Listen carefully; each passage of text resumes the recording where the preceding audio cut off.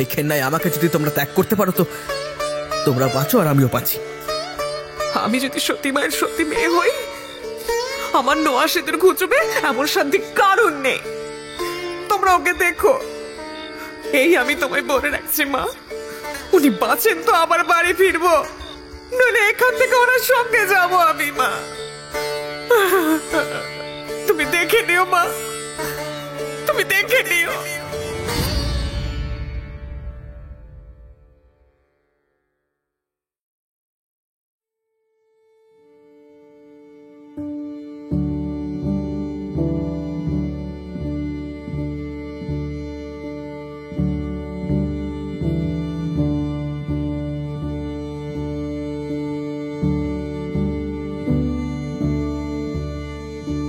গল্পের দেশে আপনাদের নিয়ে যেতে আমরা আবার তৈরি।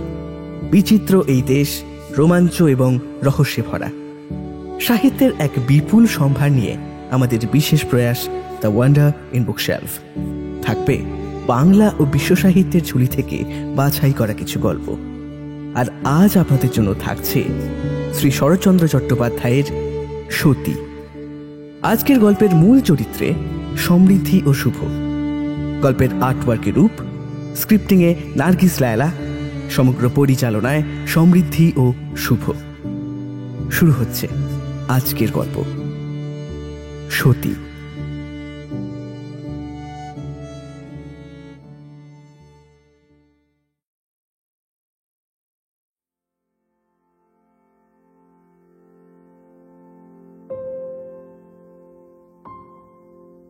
হরিশ পাবনার একজন নামজাদা সম্ভ্রান্ত উকিল।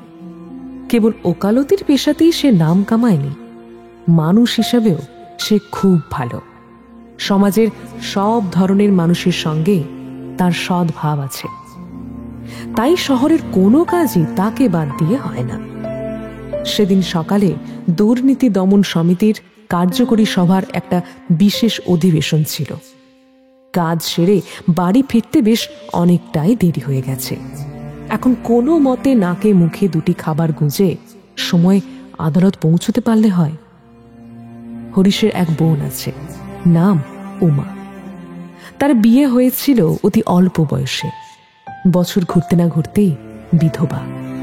সেই থেকে সে দাদার সঙ্গেই থাকে।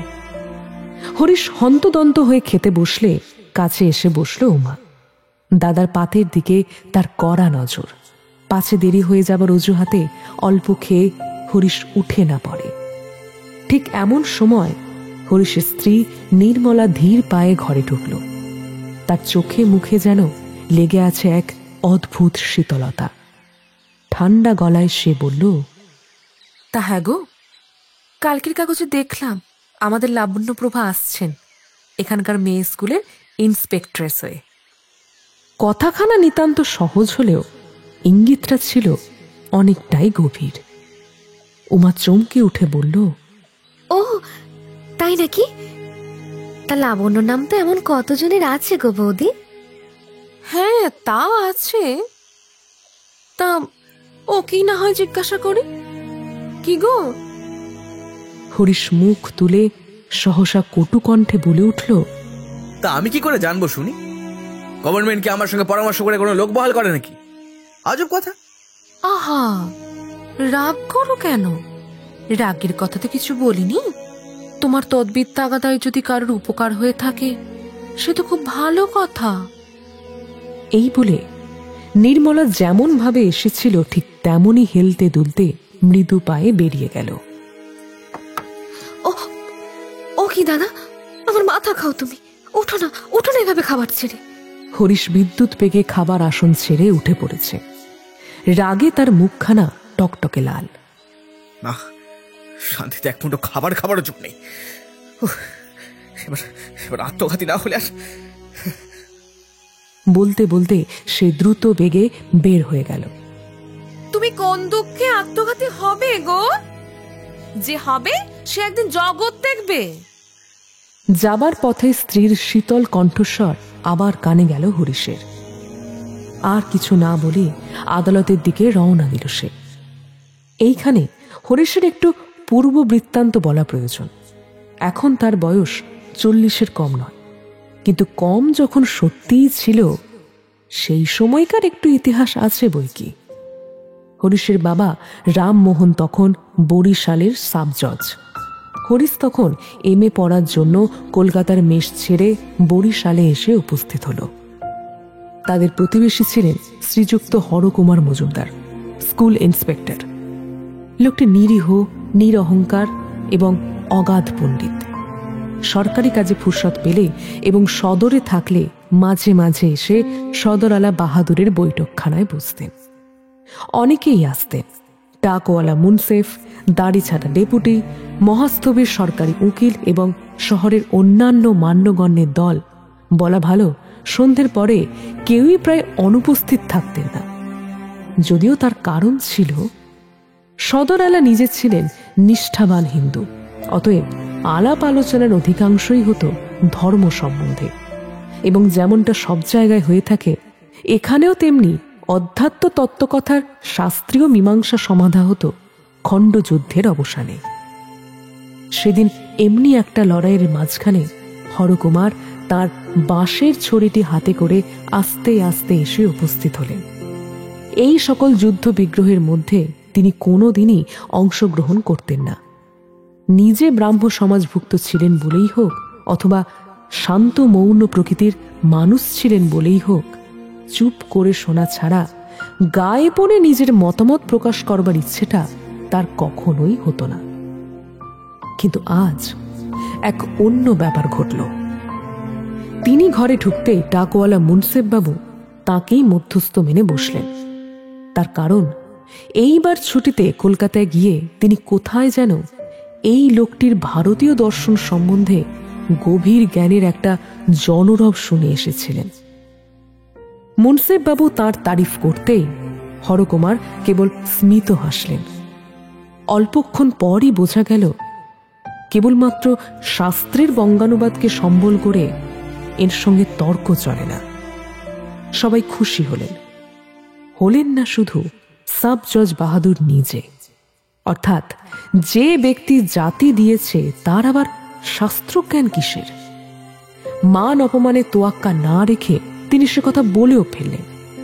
সকলে উঠে গেলে তিনি তার পরম প্রিয় সরকারি উকিলবাবুকে চোখের ইঙ্গিতে হেসে বললেন, শুনলেন তো ভাদুরী মশাই, ভূতের মুখে রাম নাম আর কি। কিন্তু সত্যি বলতে ভাদুরী ঠিক সায় দিতে পারলেন না। আমতা আমতা করে বললেন, তা বটে, কিন্তু জানে খুব সমস্ত যেন মুখস্থ। আগে মাস্টারি করতো কিনা, ওরকম জানার মুখে আগুন। এরাই হলো জ্ঞান পাপি, বুঝলেন? এদের আর মুক্তি নেই। এদিকে হরিশ সেদিন চুপ করে একধারে বসেছিল। এই স্বল্পভাষী প্রৌঢ়ের জ্ঞান ও পাণ্ডিত্য দেখে সে সত্যিই মুগ্ধ হয়ে গিয়েছে। সুতরাং বাবার অভিমত যাই হোক, ছেলে তার আসন্ন পরীক্ষার চাপ থেকে মুক্তি পাওয়ার ভরসায় হরকুমারকে গিয়ে ধরল। সাহায্য করতেই হবে। হরকুমার সম্মত হলেন। এইখানেই তার কন্যা লাবণ্যের সঙ্গে হরিশের পরিচয়। সেও আইএ পরীক্ষার পড়া তৈরি করতে কলকাতার গণ্ডগোল ছেড়ে বাবার কাছে এসেছিল। সেদিন থেকে প্রতিদিনের আনাগোনায় হরিশ যে শুধু তার পড়ার বইয়েরই দুরূহ অংশের অর্থ জানল তাই নয়, আরও একখানা অপেক্ষাকৃত জটিল বস্তুর স্বরূপ জেনে ফেলল, যা তত্ত্ব হিসেবে জীবনের ঢের বড় ভূমিকা রাখে। কিন্তু সে কথা এখন থাক। ক্রমশ পরীক্ষার দিন কাছে আসতে লাগলো। হরিশও পরীক্ষার জন্য তৈরি হয়ে কলকাতা চলে গেল। পরীক্ষা সে ভালোই দিল এবং ভালো করেই পাশ করল। কিছু কাল পরে লাবণ্যের সঙ্গে আবার যখন তার দেখা হলো, হরিশ সমবেদনায় মুখ পাংশু করে প্রশ্ন করল, আপনি আপনি ফেল করলেন যে বড়? কেন? এটুকুও পারবো না? আমি এতই অক্ষম? বেশ, যা হবার হয়েছে, এবার কিন্তু খুব ভালো করে পরীক্ষা দেওয়া চাই। লাবণ্য কিছু মাত্র লজ্জা পেল না। ভীষণ সহজভাবে বলল, খুব ভালো করে দিলেও আমি ফেল হব। ও আমি পারবো না। সে কি, পারবেন না কেন? কেন আবার কি, এমনি। এই বলে সে হাসি চেপে দ্রুত পদে বেরিয়ে গেল। ক্রমশ কথাটা হরিশের মায়ের কানে গেল। সেদিন সকালে রামমোহন বাবু মোকদ্দমায় রায় লিখছিলেন। যে দুর্ভাগা হেরেছে তার আর যেন কোথাও কোনো কুল কিনারা না থাকে, এই শুভ সংকল্পকে কাজের মতন কাজে পরিণত করতে রায়ের মুসাবিদায় তিনি বাছাই বাছাই শব্দ লিখছিলেন। ঠিক এমন সময় গৃহিণীর মুখে ছেলের কাণ্ড শুনে রাগে তার মাথায় আগুন ধরে গেল যেন।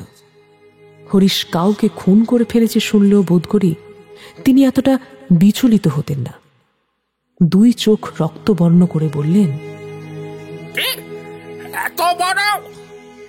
এর বেশি কোনো কথা আর তার মুখে জোগাল না। দিনাজপুরে থাকতে একজন বয়স্ক উকিলের সঙ্গে তার শিখার গুচ্ছ, গীতার মর্মার্থ ও পেনশন আনতে ঈশ্বর কাশীবাসের উপকারিতা নিয়ে অত্যন্ত মতের মিল ও হৃদ্যতা জন্মেছিল। একদিন ছুটির দিনে গিয়ে তাঁরই ছোট মেয়ে নির্মলাকে আর একবার চোখে দেখে ছেলের বিয়ের পাকা কথা দিয়ে আসলেন। মেয়েটি দেখতে ভালো, দিনাজপুরে থাকতে গৃহিণী তাকে অনেকবার দেখেছেন। তবুও স্বামীর কথা শুনে গালে হাত দিলেন। বলো কি গো, একেবারে পাকা কথা দিয়ে এলে? আজকালকার ছেলে। কিন্তু আমি তো আর আজকালকার বাপ নই। আমি আমার সেকেলের নিয়মে ছেলে মানুষ করতে পারি। হরিশের পছন্দ না হয় অন্য কোনো উপায় দেখতে বলো। গৃহিণী তার স্বামীকে চিনতেন। তিনি নির্বাক হয়ে গেলেন। মেয়ে ডানা কাটা পরি না হোক ভদ্র ঘরের কন্যা, সে যদি তার মায়ের সতীত্ব আর বাপের হিন্দুয়ানি নিয়ে আমাদের ঘরে আসে, তাই যেন হরিশ ভাগ্য বলে মানে। হ্যাঁ, খবরটা প্রকাশ পেতে বিলম্ব হলো না। হরিশও শুনল। প্রথমে সে মনে করল পালিয়ে যাবে কলকাতায়। সেখানে গিয়ে আর কিছু না জুটুক, টিউশনি করেই না হয় নিজের পেট চালাবে। তারপর ভাবল সন্ন্যাসী হবে। কিন্তু শেষে পিতা স্বর্গ, পিতা ধর্ম, পিতা হি পরমং তপ ইত্যাদি ভেবে আর কিছুই না করে সেখানেই রয়ে গেল। মেয়ের বাবা ঘটা করে পাত্র দেখতে আসলেন এবং আশীর্বাদের কাজটাও সেই সঙ্গে সেরে নিলেন। সভায় শহরের বহু সম্ভ্রান্ত ব্যক্তি আমন্ত্রিত হয়ে এসেছিলেন। ওদিকে নিরীহ হরকুমার কিছু না জেনেই এসেছিলেন। সবার সামনে রায় বাহাদুর তার ভাবি বেয়াই মহাশয়ের হিন্দু ধর্মে প্রগাঢ় নিষ্ঠার পরিচয় দিলেন এবং ইংরেজি শিক্ষার হাজারো দোষ ত্রুটি তুলে ধরে শুধু এতটুকু মত রাখলেন যে তাকে 1000 টাকা মাইনে চাকরি দেওয়া ছাড়া ইংরেজদের আর কোনো গুণই নেই। আজকাল দিন পাল্টেছে, তাই অগত্যা ছেলেদের ইংরেজি না পড়ালে চলে না। কিন্তু যে মূর্খ এই স্ম্লেচ্ছ বিদ্যা ও স্ম্লেচ্ছ সভ্যতা হিন্দুর শুদ্ধান্তপুরে মেয়েদের মধ্যে টেনে আনে, তার ইহকাল পরকাল দুই ঝরঝরে। এক হরকুমার ছাড়া এসব কথার মানে সবাই বুঝল। সেদিন সভা ভাঙার আগে বিয়ের দিনক্ষণ স্থির হয়ে গেল এবং যথাকালে শুভকর্মও সুসম্পন্ন হল।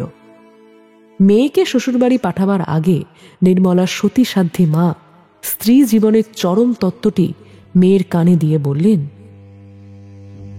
শোনো মা, পুরুষ মানুষকে চোখে চোখে না রাখলেই সে গেল। সংসার করতে করতে আর যাই ভুলে যাও না কেন, কখনো এই কথাটি ভুলো না মা। তোমার বাপ এখন তার টিকির গোছা আর শ্রীগীতা নিয়ে মেতে থাকেন বটে, কিন্তু এককালে তিনিও আমায় কম জ্বালাননি। চিতায় না ওঠা অবধি পুরুষ জাতির এমন জ্বালাতন ঘোচবারও নয়। রয়ে শোয়ে দেখে থেকো মা। যাও, সুখে শান্তিতে স্বামীর ঘর করোগে মা, যাও।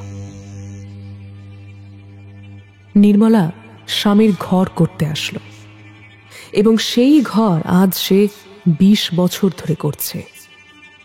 এই সুদীর্ঘ কালে কত কি যে বদলালো, কত কি চেষ্টা করেও পাল্টানো গেল না, তা নির্মলা ভিন্ন ভালো বোধ করি আর কেউই জানে না। রায় বাহাদুর মরলেন, দেহ রাখলেন নির্মলার বাবাও।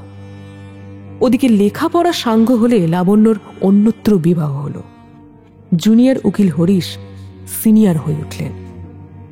বয়স তার যৌবন পার করে প্রৌঢ়ত্বে গিয়ে পড়ল, কিন্তু নির্মলা আর তার মায়ের দেওয়া সেই মন্ত্র এই জীবনে ভুলল না।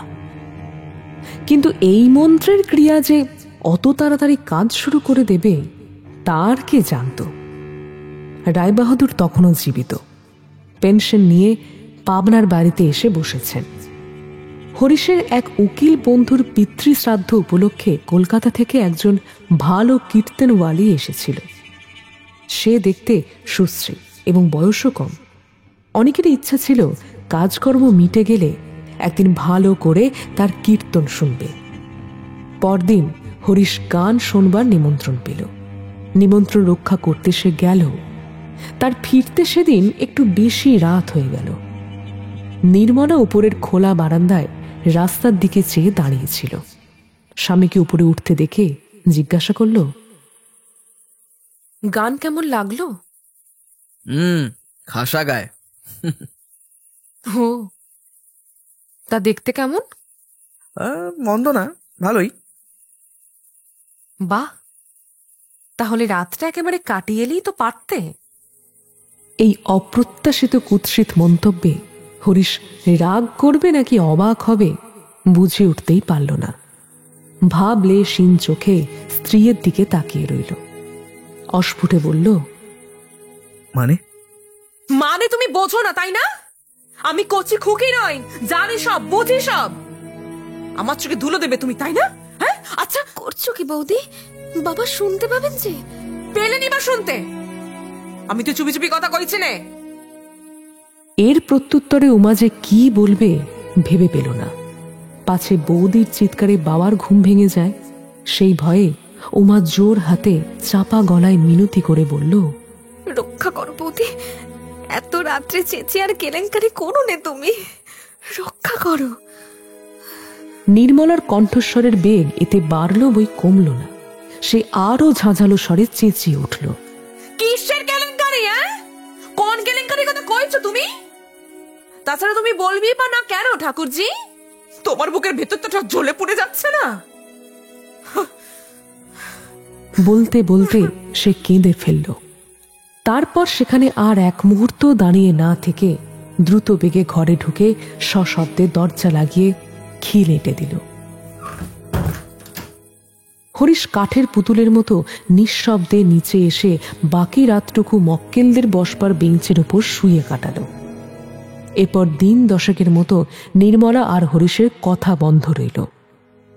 কিন্তু এরপর থেকে আর হরিশকেও সন্ধ্যার পর বাড়ির বাইরে কোথাও পাওয়া যেত না। গেলেও তার বাড়ি ফেরার ব্যাকুলতা বাইরের লোকের হাসির খোরাক হতো। বন্ধুরা রাগ করে বলতো,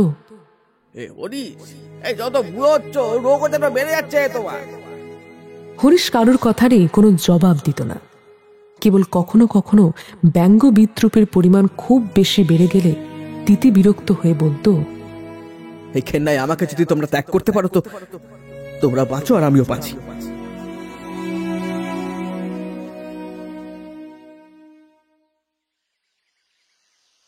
সেবার বসন্ত রোগে বহু লোক মরতে লাগলো।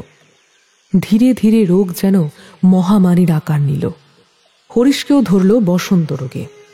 কবিরাজ এসে পরীক্ষা করে গম্ভীর মুখে বললেন, মারাত্মক, তো রক্ষা পাওয়া কঠিন। রায়বাহাদুর তখন পরলোকে।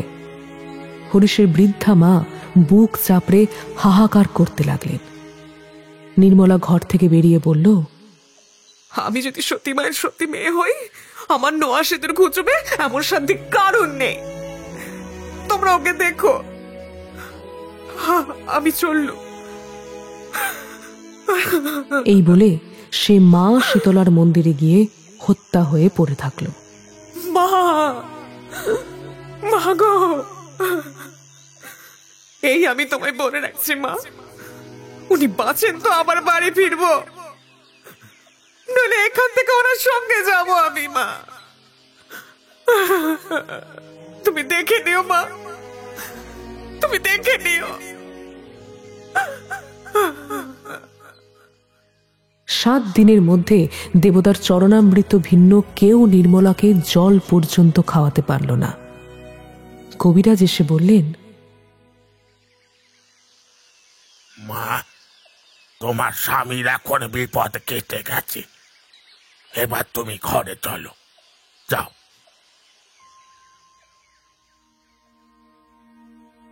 লোকে ভিড় করে দেখতে এলো। মেয়েরা নির্মলার পায়ের ধুলো নিল, তার মাথায় থাবা থাবা সিঁদুর ঘষে দিল। 4 দিক থেকে রব উঠল, মানুষ তো নয়, যেন সাক্ষাৎ মা। ঠিক কথা, সাবিত্রীর উপকার মিথ্যে নয় গো। একেবারে জমের মুখ থেকে স্বামীকে ফিরিয়ে নিয়ে এলো গো। জয় মা, জয় মা। বাবা, মানুষ তো নয় যেন সাক্ষাৎ মা একেবারে। হরিশের বন্ধুরা বলাবলি করতে লাগলো, সাদে আর মানুষের স্ত্রীর গোলাম হয়ে বিয়ে তো আমরাও করেছি, কিন্তু এমন নইলে আর স্ত্রী। এখন বোঝা গেল হরি সন্ধ্যার পর বাইরে কেন থাকতো না, বুঝলে? বীরেন উকিল ভদ্রলোক। গত বছর ছুটিতে কাশী গিয়ে সে সন্ন্যাসীর কাছে মন্ত্র নিয়ে এসেছে। বন্ধুদের কথার মাঝে সে টেবিলে এক প্রকাণ্ড চাপড় মেরে বলল, আমি তো জানতাম হরিশ মরতেই পারে না। সত্যিকার সতীত্ব জিনিসটা কি সোজা ব্যাপারে? বাড়ি থেকে বলে গেল যদি সত্যি মায়ের সতী মেয়ে হই তো শরীর যেন শিউরে ওঠে। বাবা, তারিণী চাটুর্যের বয়স হয়েছে, আফিমখোর লোক। একধারে বসে নিবিষ্ট চিত্তে তামাক খাচ্ছিল। হুঁকোটা বেহারার হাতে দিয়ে নিঃশ্বাস ফেলে বলল, শাস্ত্র মতে সহধর্মিনী কথাটা ভারী শক্ত।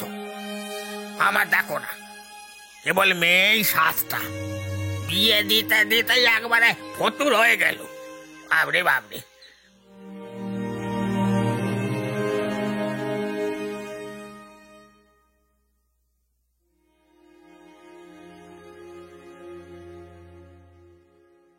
অনেক দিন পরে ভালো হয়ে উঠে হরিশ যখন আবার আদালতে উপস্থিত হল, তখন কত লোকে যে তাকে অভিনন্দিত করল তার হিসেব করা দায়। বজেন্দ্রবাবু লজ্জিত মুখে বললেন, ভাই হরিশ, স্ত্রীন বলে তোমাকে অনেক লজ্জা দিয়েছি, মাফ করো। লক্ষ্য কেন, কোটি কোটির মধ্যে তোমার মতো ভাগ্যবান নেই গো। তুমি ধন্য, ধন্য গো তুমি। বীরেন উকিল বলল, সীতা সাবিত্রীর কথা না হয়ে ছেড়ে দাও, কিন্তু খনা, লীলাবতী, গার্গী এরা তো আমাদের দেশেই জন্মেছিলেন। ভাই, স্বরাজ ফরাজ যাই বলো, কিছুতেই কিছু হবে না মেয়েদের, যতদিন না তেমনই তৈরি করতে পারবো। আমাদের তো মনে হয় শীঘ্রই পাবনায় একটা আদর্শ নারী শিক্ষা সমিতি গড়ে তোলা প্রয়োজন, এবং যে আদর্শ মহিলা তার পার্মানেন্ট প্রেসিডেন্ট হবেন তার নাম তো আমরা সবাই জানি। ঠিক বললাম কিনা চাটুর্য মশাই? ঠিকই তো। আর সেই সঙ্গে একটা পণ প্রথা নিবারণী সমিতিও হওয়া আবশ্যক। দেশটা তো ছারখার হয়ে গেল একেবারে। হরিশ, তোমার তো ছেলেবেলায় খাসা লেখার হাত ছিল, তোমার উচিত তোমার একটা রিকভারি সম্বন্ধে আর্টিকেল লিখা আনন্দবাজার পত্রিকায় ছাপিয়ে দেওয়া। কি বলো? হরিশ বজেন্দ্রবাবুর কথার কোনো উত্তর দিল না, কারুর কথায় তেমন জবাব দিতে পারল না। কেবল এক অমোঘ কৃতজ্ঞতায় তার 2 চোখ ছলছল করতে লাগল।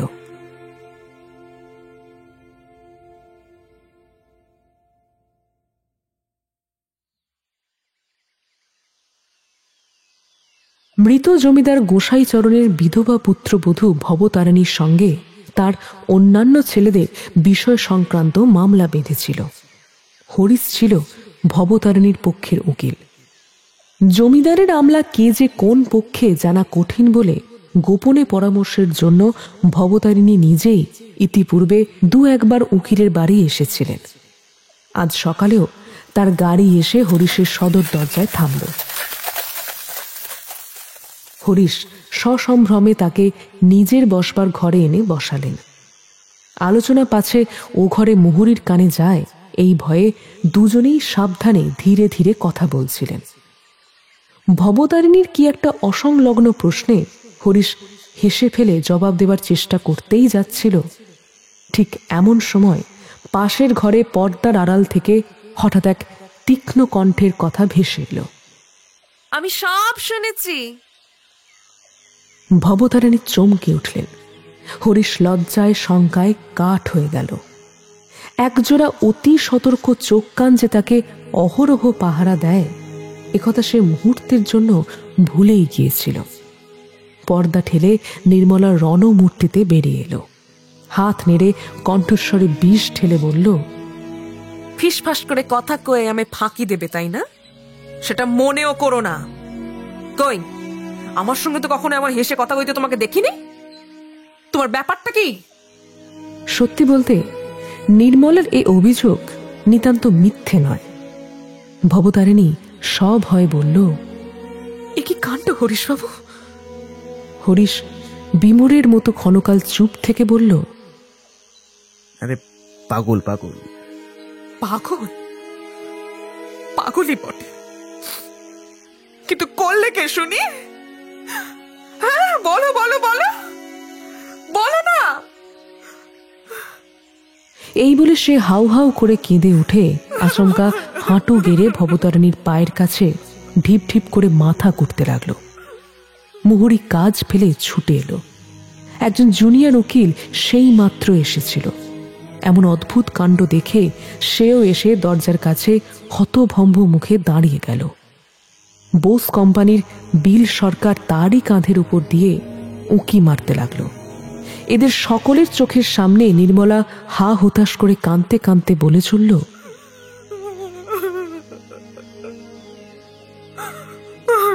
আমি সব জানি, আমি সব বুঝি।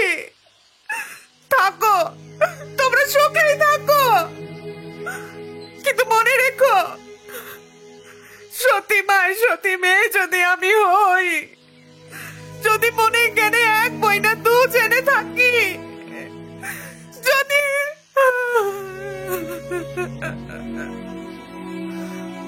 এদিকে ভবতারিণীও লজ্জায় অসম্মানে কেঁদে ফেলল। এ কেমন তোর অপমান হরিশ বাবু? এ কি তোর নাম দেওয়া? এ কি আমার? হরিশ কোনো কথা বলতে পারল না। মাথা নিচু করে দাঁড়িয়ে থাকতে থাকতে তার কেবল মনে হতে লাগলো, এই মুহূর্তেই তার পায়ের নিচের মাটি দ্বিধা বিভক্ত হলো না কেন? ভবতারিণী চলে গেল। বাকিরাও সবাই যে যার মতন বিদায় নিল। লজ্জায়, বিতৃষ্ণায়, রাগে সেদিন হরিশ নিজের অফিস ঘরে স্তব্ধ হয়ে বসে রইল। আদালতে বেরোনোর কথা ভাবতেও পারল না। দুপুরে উমা এসে বহু সাধ্য সাধনা করে মাথার দিব্যি দিয়ে কোনো মতে দাদাকে কিছু খাওয়ালো। সন্ধ্যা নামার আগে বামুন ঠাকুর রূপোর বাটিতে করে খানিকটা জল এনে হরিশের পায়ের কাছে রাখল। হরিশের প্রথমটা ইচ্ছে হলো লাথি মেরে সে বাটি ছুঁড়ে ফেলে দেয়, কিন্তু আত্মসংবরণ করে আজও পায়ের বুড়ো আঙুলটা ডুবিয়ে দিল। স্বামীর পা ধোয়া জল না খেয়ে নির্মলা কোনোদিন জলস্পর্শ করত না। রাত্রে বাইরের ঘরে একা একা শুয়ে হরিশ ভাবছিল, তার এই দুঃসহ জীবনের অবসান কবে হবে? যদিও তার এমন ভাবনা আজ প্রথম নয়, কিন্তু তার এই সতী স্ত্রীর একনিষ্ঠ পতিপ্রেমের দুর্নিবার নাগপাশের বাঁধন থেকে মুক্তির কোনো পথই তার চোখে পড়েনি। এরপর কেটে গিয়েছে প্রায় 2 বছর। নির্মলা খোঁজ খবর করে জেনেছে খবরের কাগজের খবরটা মিথ্যে নয়। লাবণ্য সত্যি পাবনার গার্লস স্কুলের পরিদর্শক হয়ে এসেছে। আজ হরিশ একটু তাড়াতাড়ি আদালত থেকে ফিরেছে। ফিরেই সে উমাকে ডাক দিল। হ্যাঁ দাদা, বলো। আজকে রাতের ট্রেনে আমাকে একটা জরুরি কাজে কলকাতায় যেতে হবে। 3-4 পর ফিরবো। আমার সব জিনিসপত্র চাকরকে দিয়ে গোছগাছ করিয়ে রাখ। আজ 15 দিন মতন হলো স্বামী স্ত্রীর কথাবার্তা বন্ধ। তাই বোনকে ডেকেই কাজের কথাটা বলে নিজের অফিস ঘরের দিকে গেল হরিশ। রেলওয়ে স্টেশন এখান থেকে বেশ দূরে। রাত্রি 8টার মধ্যেই মোটরে করে বেরিয়ে পড়তে হবে। সন্ধ্যার পরে সে মোকদ্দমার দরকারি কাগজপত্র হ্যান্ডব্যাগে গুছিয়ে নিচ্ছিল। নির্মলা ঘরে এসে ঢুকল। হরিশ একবার কেবল মুখ তুলে চেয়ে দেখল, কিছু বলল না। আজ কলকাতায় যাচ্ছ নাকি? হুম। কেন? কেন আবার কি, মক্কেলের কাজ, হাইকোর্টের মোকদ্দমা আছে।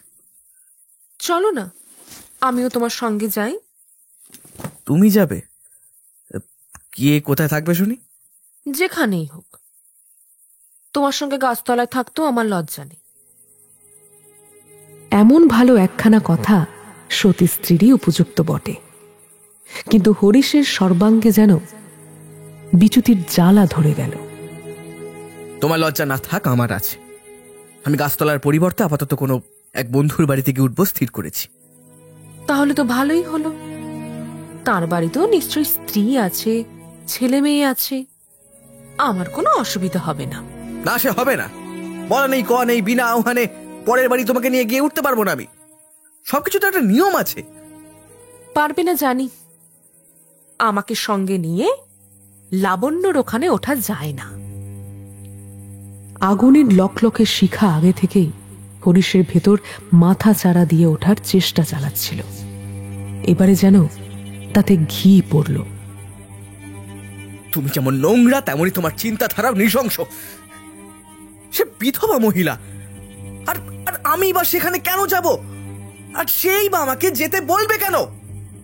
আর সব থেকে বড় কথা, তাছাড়া আবার সময় কই সেখানে যাবার? কলকাতায় গিয়ে তো পরের কাছে নিঃশ্বাস ফেলবারও ফুরসত পাবো না। তুই পাবে গো, পাবে, সবই পাবে। এই বলে নির্মলা ঘর থেকে বেরিয়ে গেল।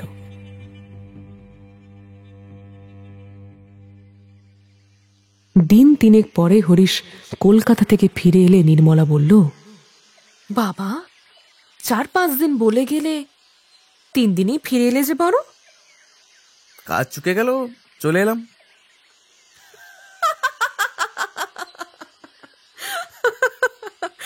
তা লাবণ্যর সঙ্গে দেখা হয়নি বুঝি? না। কলকাতাতেই যদি গেলে একবার খবর নিলে না কেন? সময় পাইনি। অত কাছাকাছি গেলে সময় একটুখানি করে নিলেই হতো। তা যাক, অনেক কাজ পড়ে আছে, রান্নাঘরে যাইগে। নির্মলা যা যা বলার ছিল সেসব বলে নিয়ে নিজেকে এক প্রকার হালকা করে নির্মলা উঠে চলে গেল। এর মাস খানেক পরে একদিন আদালতে বেরোনোর সময় হরিশ উমাকে ডেকে বলল, আজ আমার ফিরতে মনে একটু রাত হয়ে যাবে রে উমা। কেন দাদা?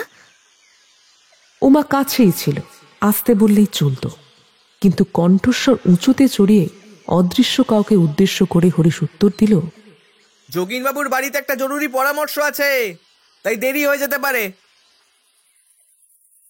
ফিরতে দেরিই হলো। সময়টা তখন রাত্রি 12:10। হরিশ মোটর থেকে নেমে বাইরের ঘরে গিয়ে ঢুকল।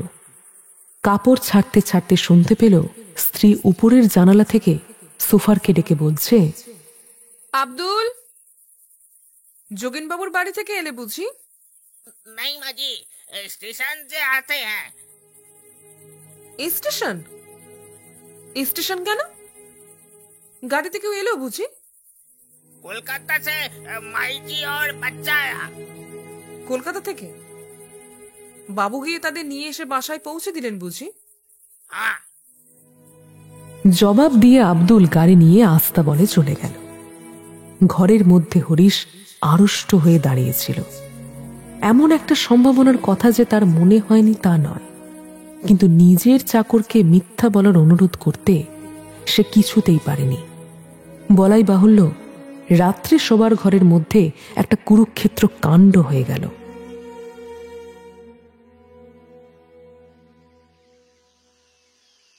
পরদিন সকালে লাবণ্য ছেলে নিয়ে এ বাড়িতে এসে উপস্থিত হল। হরিশ বাইরের ঘরে ছিল। তাকে বলল, আপনার স্ত্রীর সঙ্গে পরিচয় নেই, চলুন আলাপ করিয়ে দেবে। হরিশের বুকের মধ্যে তোলপাড় শুরু হলো। একবার সে ভাবল যে বলে এখন কাজের খুব ব্যস্ততা, কিন্তু সে অজুহাত খাটল না। তাকে সঙ্গে করে এনে স্ত্রীর সঙ্গে পরিচয় করিয়ে দিতেই হলো। বছর 10 ছেলে এবং লাবণ্য। নির্মলা তাদের সমাদরে গ্রহণ করল। ছেলেকে খাবার খেতে দিল, লাবণ্যকে আসন পেতে সযত্নে বসালো। বলল, আমার সৌভাগ্য যে আপনার দেখা পেলাম। হরিশবাবুর মুখে শুনেছিলাম আপনি ক্রমাগত বার ব্রত আর উপবাস করে করে শরীরটাকে নষ্ট করে ফেলেছেন। এখন দেখছি সত্যিই তো আপনাকে ভালো দেখাচ্ছে না। ওসব বাড়ানো কথা গো, কিন্তু এসব কথা আপনাকে কখন বললেন উনি? হরিশ কাছেই দাঁড়িয়েছিল, তার মুখখানা একেবারে ফ্যাকাশে হয়ে গিয়েছে। এবার কলকাতায় খেতে বসে কেবল আপনারই কথা। ওর বন্ধু কুশলবাবুর বাড়ি থেকে আমাদের বাড়ি খুব কাছে কিনা, ছাতের উপর থেকে চেঁচিয়ে ডাকলে শোনা যায়। ও, তাহলে তো খুব সুবিধে। কিন্তু তাতেই শুধু হয়নি, ছেলেকে পাঠিয়ে রীতিমতো ধরে আনতে হতো। বটে, আবার জাতের গোড়ামিও কম নেই। ব্রাহ্মদের ছোঁয়া খান না, আমার পিসিমার হাতে পর্যন্ত খান না। সমস্তই আমাকে নিজে রেঁধে নিজে পরিবেশন করতে হতো। ভাবুন তো একবার। এই বলে সে হাসি মুখে সকৌতুকে হরিশের দিকে চেয়ে বলল, আচ্ছা, এর মধ্যে আপনার কি লজিক আছে বলুন তো? আমি কি ব্রাহ্ম সমাজ ছাড়া? হরিশের সারা শরীর ঝিমঝিম করতে লাগলো। সে যে মিথ্যে বলেছিল সেটা এভাবে প্রমাণিত হওয়ায় তার মনে হলো এতদিনে মা বসু মাতা দয়া করে বোধহয় তাকে জঠরে টেনে নিতে কৃপা করেছেন। কিন্তু অদ্ভুত কথা এই যে নির্মলা আজ ভয়ঙ্কর বা মারাত্মক কোনো কাণ্ডই ঘটাল না। চুপ করে স্থির হয়ে বসে রইল। হয়তোবা সংশয়ে জর্জরিত একটা ধারণা এভাবে সত্যিরূপে প্রকট হয়ে তার সামনে হাজির হওয়াতে সেও হতচেতন হয়ে পড়েছিল। হরিশ বাইরে এসে পাংশু মুখে বসে রইল। লাবণ্য আর নির্মলা মুখোমুখি হলে যে এমন কিছু একটা ঘটতে পারে, এমন ভীষণ সম্ভাবনার কথা সে যে এবারেও আগে থেকে বুঝতে পারেনি এমনটা নয়। কিন্তু লাবণ্যর মতো শিক্ষিত ভদ্রমহিলার কাছে নিজের মানমর্যাদা খুইয়ে মিথ্যে বলার অনুরোধ করার চেষ্টাটা হরিশ হাজার চেয়েও করতে পারেনি। আরও কিছুক্ষণ এটা সেটা নিয়ে গল্পগাছা করার পর লাবণ্য চলে যাওয়া মাত্রই যা ঘটা স্বাভাবিক ছিল তাই হলো। তুমি এমন মিথ্যাবাদী, এত মিথ্যা কথা বলো! হরিশ আর তার স্নায়ুর উপর চাপ সহ্য করতে পারল না, চোখ রাঙিয়ে লাফিয়ে উঠল। বেশ করি বলি, আমার খুশি যত সব। নির্মলা কিছুক্ষণ স্বামীর মুখের দিকে নিঃশব্দে চেয়ে থেকে কেঁদে ফেলল। যত ইচ্ছে মিথ্যে বলো, যত ইচ্ছে আমাকে ঠকাও, কিন্তু ধর্ম যদি থাকে, যদি সত্যি মায়ের মেয়ে হই, যদি গায়ে মনে সত্যি হই, আমার জন্য তোমাকে একদিন কাঁদতে হবে বলে দিলাম। কাঁদতে হবে তোমাকে, হবেই হবে। নির্মলা ঝড়ের বেগে ঘর ছেড়ে বেরিয়ে গেল। দুজনের কথাবার্তা এমনিই বন্ধ ছিল, এখন সেটা দীর্ঘকালীন হলো। এই মাত্র হরিশ নিচের ঘরে শোয় আর খায়, সময় আদালতে যায় আসে, আবার সময় হলে ফিরে আসে। বাইরের ঘরে একাকী বসে দিন কাটায়। এসব নতুন কিছুই নয়। আগে সন্ধ্যার সময় একবার করে ক্লাবে গিয়ে বসত, এখন সেটুকু বন্ধ করে দিয়েছে, কারণ শহরের সেই দিকেই লাবণ্যর বাড়ি। হরিশের মনে হয় তার পতিপ্রাণা স্ত্রীর 2 চোখ বুঝি 10টা চোখ দিয়ে 10 দিক থেকে তাকে দিন রাত পাহারা দিচ্ছে। তার না আছে বিরাম, না বিশ্রাম। স্নানের পরে আয়নার দিকে চেয়ে হরিশের মনে হতো সতীসাধ্যের এই অক্ষম প্রেমের আগুনে তার কলুষিত দেহের নশ্বর মেদ মজ্জা মাংস শুকিয়ে গিয়ে প্রস্তুতি নিচ্ছে পরলোকে গমনের। তার আলমারির মধ্যে একখানা কালী সিংহের মহাভারত ছিল। সময় যখন কাটত না, তখন সেটা হাতে নিয়ে হরিশ বেছে বেছে সতী নারীর উপাখ্যান পড়ত। কি তার প্রচণ্ড বিক্রম, কতই না অদ্ভুত কাহিনী। স্বামী পাপিতাপি যাই হোক, কেবলমাত্র স্ত্রীর সতীত্বের জোরেই সমস্ত পাপ মুক্ত হয়ে পরিশেষে তারা কল্পকাল একসাথে সুখে শান্তিতে বাস করে। কল্পকাল যে ঠিক কত হরিশ তা জানত না, কিন্তু সে যে কম নয় এবং মুনি ঋষিদের লেখা শাস্ত্রবাক্য যে মিথ্যেও নয়, এই কথা মনে করে তার সর্বাঙ্গ যেন অবশ হয়ে উঠত। পরলোকের ভরসায় জলাঞ্জলি দিয়ে সে বিছানায় শুয়ে মাঝে মাঝে ইহলোকের ভাবনা ভাবত, কিন্তু কোনো পথ নেই। সাহেবদের ব্যাপার হলে মামলা মকদ্দমা খাড়া করে এতদিনে যা হোক একটা ছাড় রফা করে ফেলত। মুসলমানদের হলে 3 তালাক দিয়ে বহু পূর্বেই পাট চুকিয়ে দিত। কিন্তু নিরীহ একক পত্নীব্রত ভদ্র বাঙালি, না, কোনো উপায় নেই। ইংরেজি শিক্ষার ঠেলায় বহু বিবাহ ঘুচেছে। বিশেষত নির্মলা, চন্দ্র সূর্য যার মুখ দেখতে চায় না, অতি বড় শত্রু যার সতীত্বে বিন্দুমাত্র কলঙ্ক লেপন করতে পারে না, বস্তুত স্বামী ভিন্ন যার ধ্যান জ্ঞান নেই, তাকেই পরিত্যাগ। বাপরে! নির্মল নিষ্কলুষ হিন্দু সমাজের মধ্যে কি আর মুখ দেখাতে পারবে হরিশ? দেশের লোকে খাই খাই করে হয়তো তাকে খেয়েই ফেলবে। ভাবতে ভাবতে চোখ কান গরম হয়ে উঠত। বিছানা ছেড়ে মাথায় মুখে জল দিয়ে বাকি রাতটুকু হরিশ চেয়ারে বসে কাটিয়ে দিত। এমনি করে বোধহয় প্রায় 1 মাস কেটে গিয়েছে। একদিন সকালে হরিশ আদালতে বের হচ্ছিল। ঝি এসে একখানা চিঠি তার হাতে দিয়ে বলল, জবাবের জন্য নোক দাঁড়িয়ে আছে গো। খামছেড়া, উপরে লাবণ্যের সই। হরিশ জিজ্ঞাসা করল, আমার চিঠি খুলেছে কে? আগে মা। হরিশ চিঠি পড়ে দেখল লাবণ্য অনেক দুঃখ করে লিখেছে, সেদিন আমার অসুখ চোখে দেখে গিয়েও আর একবারটিও খবর নিলেন না আমি মরলুম কি বাঁচলুম। অথচ বেশ জানেন এই বিদেশে আপনি ছাড়া আমার আপনার লোকও কেউ নেই। যাই হোক, এই যাত্রা আমি মরিনি, বেঁচে আছি। এ চিঠি কিন্তু সে নালিশের জন্য নয়। আজ আমার ছেলের জন্মতিথি। কোর্টের ফেরত একবার এসে তাকে আশীর্বাদ করে যাবেন, এই ভিক্ষা। ইতি লাবণ্য। পুনশ্চ রাত্রির খাওয়াটা কিন্তু আজ আমার এখানেই সারতে হবে। একটুখানি গান বাজনার আয়োজনও আছে। চিঠি পড়তে পড়তে হরিশ কিছু সময়ের জন্য আনমনা হয়ে গিয়েছিল। হঠাৎ চোখ তুলতেই সে দেখতে পেল ঝি মুখ নিচু করে মিটিমিটি হাসছে। অর্থাৎ দাসী চাকরের কাছেও এ যেন একটা তামাশার ব্যাপার হয়ে গিয়েছে। এক মুহূর্তের জন্য হরিশের শিরায় রক্ত আগুন হয়ে উঠল। এর কি সীমা নেই? যতই সইছি ততই দেখছি অত্যাচারের মাত্রা যেন বেড়েই চলেছে। না না না না না না, অনেক হয়েছে, আর নয়, আর একদম নয়।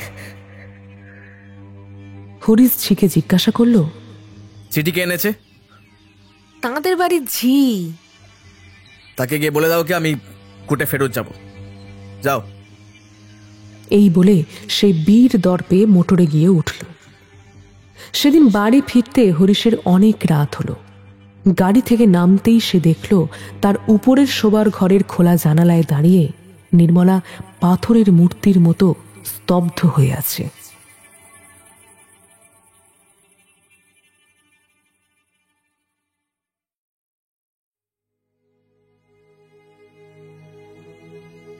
ডাক্তারের দল কিছুক্ষণ হলো বিদায় নিয়েছেন। পারিবারিক চিকিৎসক বৃদ্ধ জ্ঞানবাবু যাবার সময় বলে গেলেন, চিন্তা নেই, সমস্ত আফিমটাই বের করে ফেলা গেছে। বৌমার জীবনে আর কোনো ভয় নেই। হরিশ একটুখানি ঘাড় নেড়ে কি ভাবছে প্রকাশ করল। জ্ঞানবাবু তাতে মনোযোগ দিলেন না। বললেন, যা হবার হয়ে গেছে, এখন কাছে কাছে থেকে 1, 2, 3 সাবধানে রাখলেই বিপদটা কেটে যাবে। আচ্ছা। সেদিন বন্ধু মহলে আলোচনা অত্যন্ত গম্ভীর হয়ে উঠল। বীরেন উকিল বলল, আমার গুরুদেব স্বামীজি বলেন, বীরেন, মানুষকে কখনো বিশ্বাস করবে না। সেদিন গোসাইবাবুর বিধবা পুত্রবধূর সম্বন্ধে যে স্ক্যান্ডেলটা প্রকাশ হয়েছিল, তোমরা তো বিশ্বাস করলে না, বললে হরিষা কাজ করতেই পারে না। এখন দেখলে তো, গুরুদেবের কৃপায় আমি এমন অনেক জিনিস জানতে পারি যা তোমরা ড্রিম করো না। ও হরিশটা কি স্কাউন্ডেল, ওরকম সতী সাধ্বী স্ত্রী যার, কিন্তু মজা দেখেছো সংসারে? বদমাইশগুলো ভাগ্যে কেবল এরকমই স্ত্রী জোটে, যত সব। বৃদ্ধ তারিণী চাটুর্যে হাতে হুঁকো নিয়ে ঝিমুচ্ছিলেন। ব্রজেন্দ্রর কথা শেষ হতেই বললেন, নিঃসন্দেহে তাই। আমার তো মাথার চুল পেকে গেল, কিন্তু ক্যারেক্টারে কেউ কখনো একটা স্পট দিতে পারলে না। অথচ আমারই হলো 7টা মেয়ে। বিয়ে দিতে দিতে তো দেউলে হয়ে গেলুম গো পুরো।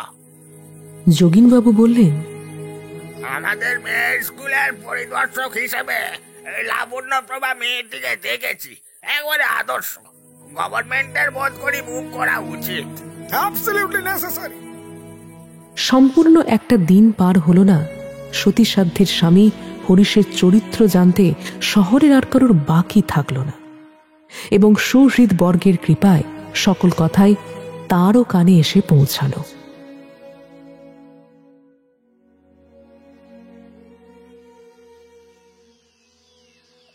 উমা এসে চোখ মুছে বলল, দাদা দাদা দাদা, তুমি আবার বিয়ে করো দাদা। পাগল? পাগল কেন? আমাদের দেশে তো পুরুষের বহু বিবাহ ছিল। তখন আমরা বর্বর ছিলাম। বর্বর কিসের? তোমার দুঃখ আর কেউ না জানে, আমি তো জানি। সমস্ত জীবনটা কি এমনি ব্যর্থ হয়ে যাবে? উপায় কি বোন? স্ত্রী ত্যাগ করে আবার বিয়ে করার ব্যবস্থা পুরুষের কাছে আছে, সেটা খুব ভালো করেই জানি। কিন্তু কিন্তু মেয়েদের তো নেই। তোর বৌদিরও যদি এই পথ খোলা থাকতো তাহলে তাহলে তোর কথায় রাজি হয়ে যেতাম উমা। তুমি যে কি বলো দাদা! উমা রাগ করে চলে গেল। হরিশ চুপ করে একা একা বসে রইল। তার উপায়হীন অন্ধকার মন থেকে কেবল একটা কথাই বারংবার ভেসে আসতে লাগল, পথ নেই, কোনো পথ নেই। এই আনন্দহীন জীবনে দুঃখই ধ্রুব হয়ে রইল। হরিশের বসবার ঘরের মধ্যে তখন সন্ধ্যার ছায়া গাঢ়তর হয়ে এসেছে। হঠাৎ তার কানে গেল পাশের বাড়ির দরজায় দাঁড়িয়ে বৈষ্ণব ভিখারির দল কীর্তনের সুরে দ্যুতির বিলাপ গাইছে। দ্যুতি মথুরায় এসে বজ্রনাথের হৃদয়হীন নিষ্ঠুরতার কাহিনী ইনিয়ে বিনিয়ে নালিশ করছে। সেকালে এই অভিযোগের কি উত্তর দ্যুতি পেয়েছিল হরিশ জানত না, কিন্তু একালে সে ব্রজনাথের পক্ষে বিনা পয়সার উকিল হয়ে দাঁড়িয়ে তর্কের উপর তর্ক জুড়ে মনে মনে বলতে লাগলো, ওগো তুতি, নারীর একনিষ্ঠ প্রেম খুব ভালো জিনিস, সংসারে তার তুলনা নেই। কিন্তু তুমি তো সব কথা বুঝবে না, বললেও বুঝবে না। কিন্তু আমি জানি বজ্রনাথ কিসের ভয়ে পালিয়ে গিয়েছিল, আর কেনই বা 100 বছরের মধ্যে আরো মুখ হয়নি। কংস টংস সব সব মিছে কথা। আসল কথা শ্রীরাধার ওই একনিষ্ঠ প্রেম। তবু তো তখনকার কালে ঠের সুবিধে ছিল, মথুরায় লুকিয়ে থাকা চলত। কিন্তু একাল ঠের কঠিন। না আছে পালাবার জায়গা, না আছে মুখ দেখাবার চোখ। এখন যত তাড়াতাড়ি সম্ভব ভুক্তভোগী বজ্রনাথ দয়া করে যদি এই অধমকে তাঁর পায়ে ঠাঁই দেয় তাহলেই বাঁচি।